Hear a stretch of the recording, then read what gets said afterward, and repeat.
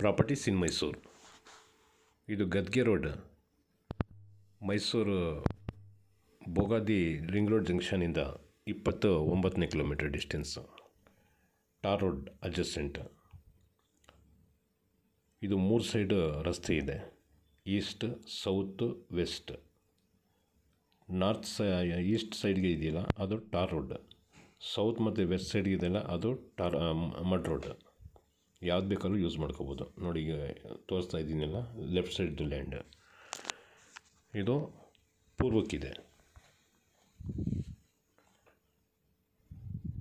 Farm house ಮಾಡ್ಕೊಂಡಿರೋಕ್ಕೆ ಚೆನ್ನಾಗಿದೆ. ಸುತ್ತ ಈ ಕಡೆ ಎಲ್ಲ ನೋಡಿ, ಈ ಥರ ತೋಟಗಳು ಮಾಡ್ಕೊಂಡಿದ್ದಾರೆ ಜನ.